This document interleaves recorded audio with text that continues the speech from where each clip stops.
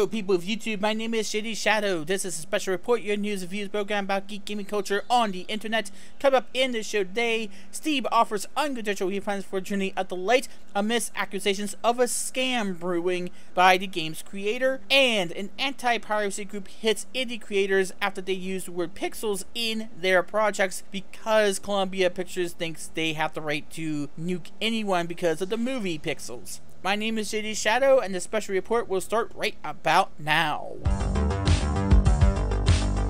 Well, Lord Crest knows now that he is in a bit of trouble. His game, Journey of the Light, was touted as the hardest puzzle game that has been released on the Steam platform, or probably the hardest puzzle game known to man. But there was one small problem. There is really no game to be had there. All it really was is a walking simulator. There were no clues to be found, no real hints as to what exactly the puzzle actually was. And as one disgruntled buyer found out, not a single person got any of the achievements to any of the additional chapters that were supposed to have existed inside the game. There were an advertised 7 to 8 chapters in the game. But if you look at the files within the game that you get when you actually buy the game, and God forbid you actually buy this thing, it has the exact same type of file and the exact same file size as level 1, meaning that it's only gonna load level 1, and you could probably see where this is going. This was just a walking simulator, and there was just one level to the actual game. No real game here. And if that wasn't enough, you know the Steam trading cards that people like to get and can trade in order to get some money in order to purchase other Steam products? Well, they could only be unlocked in this particular game after 2 hours of play. Simply put, that is Steam's threshold for when they allow for refunds. Yeah, something didn't seem right here. Now, in a statement addressed to the Steam community page for this particular game, developer Lord Crest has said, quote, "I just heard that someone had tampered with the game files and noticed that there was only one level. That is not how it's supposed to be. Although it seems that it doesn't even matter what I say, here is still my announcement. I have now rolled back the game and I will be testing the levels. I am not going to defend myself since that will not help. I made a mistake with builds and I am truly sorry about that. Nothing more I can do about this. I try to be friendly and kind to you all. I do understand that you feel betrayed and you are angry. I have tried to fix it, but all the damage has already been done. I am not a scammer. All I wanted is to create a new kind of gaming experience for all of you." But no one was convinced, and neither was Steam. As it has now said, quote, "We have enabled refunds for all owners of Journey of the Light regardless of playtime or purchase date. If you wish to receive a refund for this title, please click the link below and follow the instructions on the support site." Now, once this began to happen, once Steam decided to take action, and good for them for doing that, Lord Crest went to Twitter on a tweet, said, quote, "Steam refunds is a great ad for Steam, however it is hurting indie dev. My sales after refunding took its place, and you can no doubt see what had happened as it took a nosedive as soon as the Steam refunds and their action took place." And it seems as though when someone is actually calling him out on it, he is really not being a very nice guy to those people who are calling him out on it on his Twitter, which, if you haven't noticed by now, he has actually deleted his old Twitter account in which that Steam refund tweet was made, and he created a brand new account. And this just goes to show just what exactly he was trying to do here. This is no doubt a scam. This is no doubt, in my mind at least, a deliberate attempt to scam people. And for a while, it sort of succeeded. And that is a sad thing to not only realize that for the most part, he was able to get away with it, but people actually bought into this. This is no doubt one of the reasons why, first of all, we shouldn't pre-order video games, no doubt. But here's the other thing that has a problem with it. It's the fact that he thought he could get away with it. He thought he could be able to scam people and just have people just say, hey, no harm, no foul here. No, they are going to take advantage of what they got to do in order to make sure you are held responsible. This is why the Steam refund system existed. This is why we have stuff like this, so people cannot just get away with giving PC gamers this kind of shoddy product and then just expect PC gamers to just take that. And no, it is not going to work that way anymore. It is not going to work that way because people are much more informed than they were back then with the internet and how fast information information travels. Somebody decided to take a look at this and they caught you with a hand in the cookie jar, and now you have to say you are sorry, you have to fix this, or else people are going to associate you with this type of scam. And it is a deliberate scam as far as I'm aware because of your behavior on Twitter. Do not slam somebody just because they called you out on the game. Find a way to fix it. Find a way to deal with this problem. Obviously, you are well aware that something had occurred. On the Steam page for this game, you are the only one listed as the developer and the publisher. So who else was it that decided they were going to screw this game up? It sure wasn't anybody who people believe was the culprit here. They blame you. They blame you and your shoddy developmental scheme, and they are not going to take it lying down. They went to the Steam page. They went to the Steam Refunds page, and Steam agrees. Valve agrees. It's not just somebody on YouTube. It's not just some random gamers. This is a major company. This is Valve we're talking about here. They're not exactly a small company, and if they agree with the majority of gamers who bought your game, this shows you that there is something wrong with your game. Either you completely messed up in quality control or you scam people, and in this case it is the latter. And no amount of shifting blame to other people who called you out on it is going to change that. You're not going to be able to blame any YouTuber for this. You're not going to be able to blame the Steam Refunds page for taking away your ability to make money off of your shoddy product. This is something in which you knew you did. You knew you had a deliberate attempt here, at least in my eyes, and you have to own up to it. You have to atone, because look what's going to happen now. The attitude behind this, it's just making it worse, and people are calling you out on it. And you add into the fact that no one could actually unlock Steam Trinity cards until the 2-hour refund window had elapsed. That is as transparent as glass. And the only real problem that I see out of finding out about this scam is it took them this long in order to find something out. It took them this long in order to see that there was something wrong here. There was something fishy about all of this. To have a game that came out in May and to find this out just now, I could see perhaps after so long of nobody being able to get through a level, the first level, that they could have actually seen, okay, something's not right here. But to have something this long just hidden here, I'm guessing the real puzzle in this game was trying to figure out how the scam actually worked. But this does show you that customers are aware of what's going on.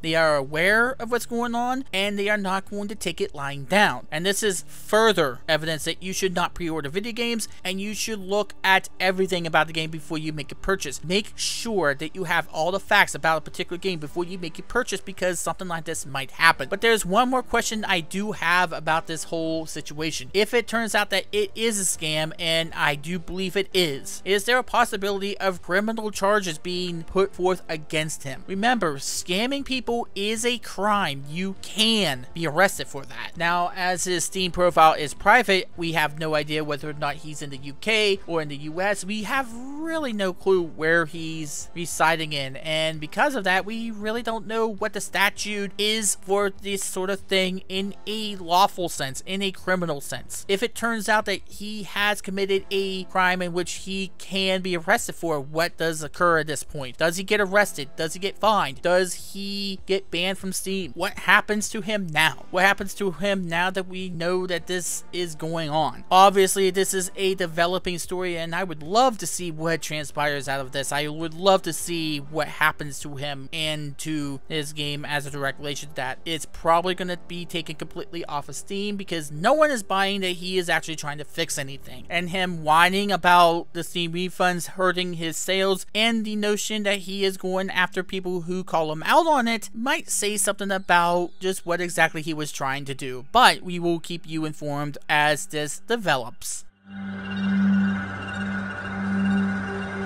If scandal and conspiracy is something you really like to discuss and to hear about, then you are going to really love this special report, and especially this next story. If you went on Vimeo and noticed that a lot of videos were taken down recently, this could be your answer. An anti-piracy firm that was working with Columbia Pictures hit Vimeo with a wave of copyright takedown notifications just because people were using the word pixels in their video titles. As you well know, Columbia Pictures was the studio responsible for the recent Adam Sandler movie Pixels, which has been met with very negative reviews. The firm behind this is Enruta International, sending a notice to Vimeo in what first appeared to be an effort to stop piracy of the Columbia movie Pixels. Not only did it fail to do that in every way, but it hit a number of indie creators and filmmakers instead, including Nimi, who describes itself as a non-profit NGO and an independent museum of contemporary art. They told Vimeo, quote, "Our NGO has just received a DMCA notice for a video we produced in 2006 entitled Pixels. The video was directed by a cryptic filmmaker using his own photos and sounds music on a shoestring budget and infringes no copyright. The notice we received says it is a strike one, which we do not accept for the aforementioned reason. It also says that for Vimeo to accept the return of the video online, we have to give our name, address, and an assortment of statements. Vimeo staff, up to now, you have been absolutely wonderful. Please, somebody do check the video in question and confirm for yourselves that it breaks no copyright laws and it has nothing to do with the latest multi-million blockbuster which prompted this notification. Please also remember to delete the strike." Now, a staff member had responded saying, quote, "I just filing a counter notice. This is in the hands of our trust and safety team, and we unfortunately, our support team cannot help you with this issue. If you have any questions about the counter notice process, please email us." But this was not the only person that has actually got hit by this. Other victims include Dragos Braric, who had his project taken down, which uses a song by the band The Pixels called Life Boy, and Pantomi Pixels by Ron Penny, which was published in 2011, which was a, quote, "personal project that took me a very long time." Also in this is Patrick Jean, who created the 2010 award-winning short film Pixels, which one could say was the inspiration behind the much-panned feature film, with the tagline, "8-bit creatures are invading New York City," and VJLoops.com, which was a royalty-free stock footage and media site, which had put up a video on Vimeo titled Love Pixels. And wouldn't you believe it, Intruda even took down their own trailer, the one movie trailer which they were trying to protect from copyright infringement. Each of these people, each of these groups were given a strike from Vimeo, and it seems as though from the response that Nimi got, probably seems as though that they're not going to get that much of help from Vimeo. However, many of these particular videos are still available on YouTube, and you can no doubt see that none of these are really infringing on the actual copyright of the feature film. Now, if this was just a YouTube bot going around doing this, and I could probably see where the issues could lie in that this might not be a human going around and hitting the switch of this. The YouTube system is very flawed, and it is very much incriminating of innocent people trying to do reviews and commentary and critique about certain games and or movies. As you well know, a lot of us Sailor Moon Crystal Reactors were hit with copyright strikes, and people are still getting hit by those, and we're still to try to convince Toei Animation that we are not trying to infringe, we're trying to review your product. But in all sense of fairness, this could probably be a YouTube bot doing that, because quite frankly, it is inconsistent of what it actually catches. With this particular incident, with this particular thing going on in Vimeo, this is an actual human I could suspect doing this. Somebody's going around seeing that, hey, Pixels, let's nuke it. Let's make sure that we get it for copyright infringement of the movie Pixels. As far as I'm aware, Vimeo does not have a bot system in place. Everything is done by an actual human. And if that is the case, if Vimeo does not have a bot system in place, then it just means that this is screwed up beyond belief. Someone had the audacity to actually go in and look at all of these videos, have no doubt seen that they are not actually infringing on anything that has anything to do with the movie which they're trying to protect, and hitting the switch anyway just because they have the word Pixels in it. What are they trying to do? They're trying to be Sega and to up their search ranking? Is that what's going on? If that's the case, then that is a huge slap in the face to anybody, and they should be ashamed of themselves. Columbia Pictures should be ashamed of themselves, and they should be atoning for this right now, because if this gets in any way worse, if this hits YouTube, then we are in grave danger. If this ends up being something that YouTube has to deal with as well, and we know how YouTube handles certain things with the kill first and the ask questions later approach that Vimeo seems to have done, then this is going to be an unprecedented situation. Now, did Columbia Pictures give the order in order to do this sort of thing, or did Intruder International just decide to to go draconian at just about everybody without Columbia Pictures' consent, or in that matter, Adam Sandler's company's consent. What does Adam Sandler think of this? What does he believe about this sort of thing? Does he believe that these people should be taken down for copyright infringement just because they have the word pixels in the title? Are we seriously going to talk about that sort of desperation? I would hope not. I would hope that this is something that is going to just be Intrua's draconian actions in which no one told them to actually be that thorough with your investigation of any copyright infringement. These people did nothing wrong. These videos came out before the movie Pixels came out, and they should have their strikes rescinded immediately. And Vimeo needs to really investigate further into just what exactly constitutes to a real DMCA notification and what constitutes to an actual case of infringement in which it is valid. They need to put something in place because this is going to continue. If Vimeo allows for these people to do it, who is stopping anybody else from doing the exact same thing? Who is stopping, say, Universal or 20th Century Fox or maybe even a game company from doing this? We've seen how people act on YouTube. They're going to go to Vimeo now and they're going to try to convince Vimeo that certain things have nothing to do with what they're trying to protect is copyright infringement on their product. If they don't set a precedence for this, if they don't set clear ground rules of what actually constitutes copyright infringement, something like this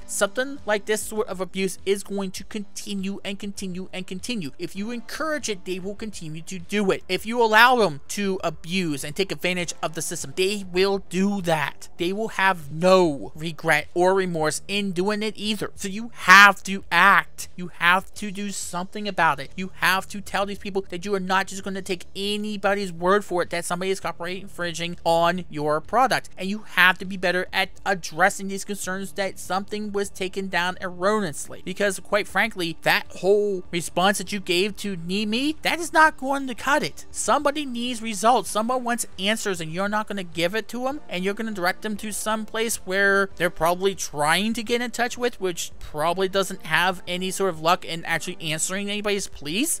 At least with YouTube, there is a system in which you can file a counter notice, and the only way that you can actually stop a YouTube video from being reinstated is to sue the person that made the video and uploaded the video and is filing the counter notification. At least there's that part of it, and many people have used that thing. Many people have used that in order to get their videos reinstated because someone did not like that they did any sort of review for that particular show or movie or game. But then comes this. There is really no protection for this for the consumer, for the person who is making the video, for the curators. Where is that protection for Vimeo to make sure that no one is just being an anti-piracy troll, being a copyright troll, and just going after anything that even has the word pixels in it? This is either a firm that is going hog wild over anything that even has the word pixels in it, or they had some ulterior motive behind it for search ranking, like Sega tried to do a long time ago by taking down Total Biscuit's Shining Force 3 videos, in which they have still not atoned for that. And now we're going to get this. This is another act of it. If it turns out that there is an actual human behind this and it's not a bot, which I believe is not the case, and if it does seem as though Columbia Pictures were the ones that were telling them to do something like this, it might seem as though they were trying to do something with the search ranking of the film, and that is illegal. You cannot do that. And if it does turn out that this was something in order to increase the search ranking of the movie Pixels, what happens at that point? Do they get caught and do they get punished for it? I honestly don't think that anything would happen because we haven't seen any copyright trolls get punished for something like this. But they should, because look what has happened here. Somebody takes advantage of something that has been unclear and they go hog wild on everybody. And there is no protection here. There is none. Where is protection for the curators here? YouTube, Vimeo, Dailymotion. Where is the protection for us? The burden of proof should be on the people who are filing the DMCA copyright notification, not us for saying that we've done nothing wrong. The burden of proof is on them because they are the ones that are filing it in the first damn place, not us. Yet we have to be the ones who are giving you proof to say, hey, we are not copyright infringing, when it's them who are filing it in the first place. That has to be be changed here. And there has to be a set in stone ground rule book to say this is our rules, this is what we believe copyright infringement is, this is what we think piracy is, and we are going to hold everybody to the same standard. There has to be clarification, there has to be some form of change in the laws about what exactly constitutes a copyright infringement in the digital age, because right now they are far behind in this. And this is a firm example of what happens when you are lax in this sort of thing. People are going to take advantage of it because they want to. It's not any mistake. This is not an accident. They are doing this deliberately because they know they can get away with it. If you shut this down, they are taking advantage of it because you are being negligent in addressing it. Address it, because you're going to see more things like this continue, and you need to fix this sort of thing, Vimeo. You have to. And if you needed any other reason to not see that Pixels movie, this certainly does not help their matters any in getting people to see that movie. Even after all of that I said, this is also a PR blunder, not only for Vimeo but for Columbia Pictures, because now they have to fix this mess, provided that they did not mean for Intruder in order to go draconian on everybody. If this turns out that this is not something that they intended for them to do, they have to be the ones to fix this. Or Happy Madison, which is Adam Sandler's production company, they have to be the ones to fix this as well. And again, it's assuming that they are not directly involved in ordering them to do this sort of thing. And if they are, then wow. Again, how stupidly draconian and how stupidly desperate must you be in order to pull something like this off? And the worst thing about it is they probably will get away with it because no one is seeing any sort of widespread case like this and saying, okay, something needs to change. They are going to continue to take advantage of this sort of thing as long as people, as long as video sites like YouTube and Vimeo do not address this concern of people just taking advantage of anything, taking advantage of the DMCA laws in order to do whatever they want as far as copyright is concerned, and to hell with the video curators who are doing nothing wrong. And that's going to do it for this edition of the special report. Thank you very much as always for watching. My name is JD Shadow, and that just happened.